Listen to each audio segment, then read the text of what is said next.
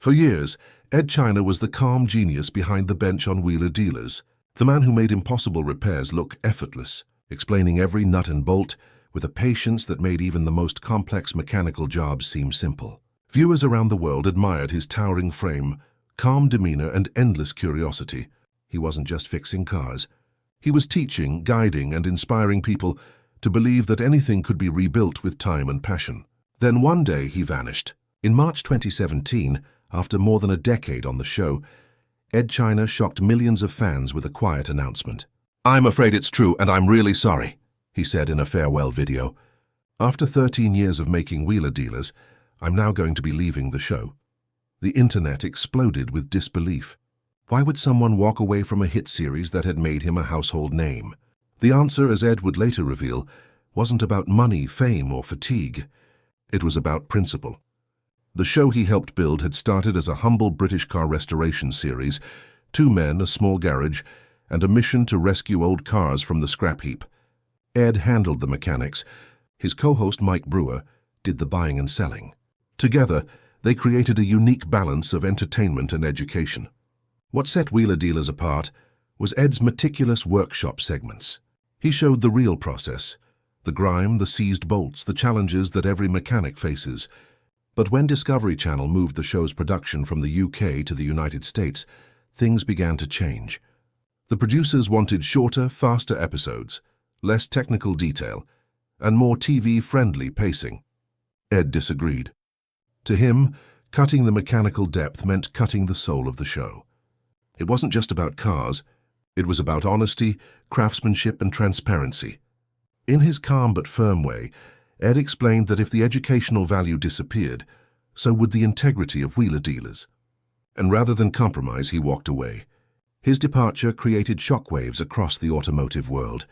Fans flooded social media with emotional messages, some supportive, others angry, many heartbroken. To them, Ed was the heart of the show, the quiet expert who turned education into art. Mike Brewer continued the series with a new co-host, but the chemistry that defined Wheeler Dealers couldn't be replaced. Still, Ed didn't attack or blame anyone. He left with grace, explaining his choice as a matter of principle. Behind the scenes, though, it wasn't easy. Years of tight filming schedules, creative clashes, and production pressure had taken their toll. After leaving, Ed did something rare in the age of constant visibility. He disappeared. For nearly a year, he retreated from the spotlight. No interviews, no news shows, no social media updates. Fans began to wonder, was he done with TV? Was he burned out? Or was he building something in secret?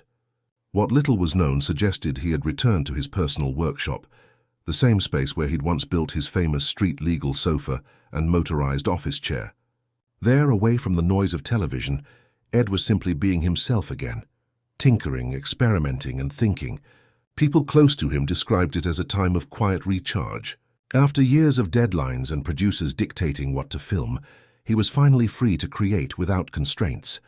There were rumors he was working on electric conversions, transforming classic cars into sustainable machines while keeping their vintage soul intact. Others said he was reviving old inventions. Whatever he was doing, it was clear he hadn't lost his spark. He was just building again for the joy of it. Then, in May 2018, a new video quietly appeared on YouTube. Garage Revival, Episode 1. No hype, no flashy trailer, just Ed, a camera, and a dusty old Volkswagen Golf. The concept was beautifully simple: help car owners who had stalled mid-restoration finish their projects. It wasn't about perfection or television drama. It was about real people, real garages, and real repairs. The show captured what fans had missed most: authenticity. Ed's calm explanations returned, his familiar hands covered in grease, as he showed viewers exactly what needed to be done and why. There were no scripted moments, no fake deadlines, just a man doing what he loved. Garage Revival was modestly produced, but it resonated deeply. Fans poured into the comments, welcoming him back, thanking him for staying true to his roots. Some said the show felt even better than Wheeler Dealers, because it was honest, personal, and pure. Behind the scenes, Garage Revival was also Ed's experiment in independence. Without studio backing, he could shape every frame exactly how he wanted. The slower pace, the educational tone, and the hands-on realism were all his. It wasn't about chasing fame. It was about reconnecting with the essence of why he loved engineering in the first place. And it worked. The series didn't need to dominate television ratings. It found its home online, where authenticity mattered more than production polish. But while Garage Revival reminded the world who Ed China was, it also hinted that he was evolving into something new. A year later, those lucky enough to visit Ed's garage saw something extraordinary. Behind unmarked doors sat a wonderland of creativity. The street-legal sofa, the motorized bathroom, the bizarre contraptions that once captured public imagination, all still there, surrounded by sketches, parts, and prototypes. But there was also evidence of failure, an abandoned self-steering barstool project, scorched wiring, and a battery pack that had clearly overheated. It was a reminder that invention always comes with risk. For Ed, though, these failures weren't defeats. They were experiments. Every burned wire, every broken circuit was part of the learning curve. His garage wasn't just a workspace. It was a living laboratory for ideas no one else would dare to try. By 2021, Ed's focus had shifted toward the future of engineering itself. He saw a world moving toward electric vehicles and sustainability, and he wanted to bridge that gap between classic car culture and modern technology. That year, he launched Ed China's Workshop Diaries on YouTube, a new series that invited viewers directly into his world. Each episode featured him working on his own projects, restoring engines, experimenting with EV conversions, or explaining the science behind innovative systems. Unlike mainstream shows, there were no sponsors dictating content or editors trimming details. It was pure Ed, curious, methodical, and deeply informative. One episode showed him converting a classic Mini into an electric car, carefully adapting the motor mounts, wiring up the control systems, and explaining every step in plain English. It wasn't about showing off, it was about sharing knowledge, keeping craftsmanship alive in a digital age. The beauty of Workshop Diaries was in its honesty. It didn't rush. It didn't try to entertain with artificial stakes. Instead, it invited the audience to slow down, learn, and appreciate the process. The comments were filled with gratitude from fans who felt they were back in the workshop with an old friend.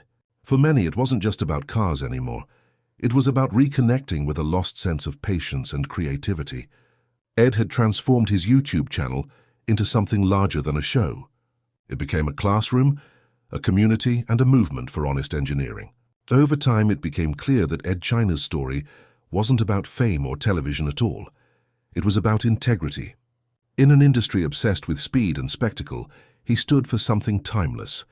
That quality matters, that craftsmanship deserves respect, and that the journey of creation is as valuable as the finished result. He could have stayed on wheeler dealers, taken the easy money, and played along with the new format. But instead, he walked away to protect what he believed in. That decision made him not just a mechanic, but a symbol of authenticity in a world that often trades it for convenience. Today, Ed continues to produce new episodes, still tinkering, still exploring, still inspiring. His calm voice and steady hands remain a reminder that engineering isn't just about machines, it's about mindset. For every young person picking up a wrench, every home mechanic fighting a stubborn bolt, and every dreamer trying to build something meaningful, Ed China stands as proof that true passion never fades. It just evolves quietly, persistently, like the hum of an engine tuned perfectly by someone who loves what they do. In the end, his story isn't about walking away from television. It's about walking toward truth, creativity, and the kind of work that speaks louder than fame ever could.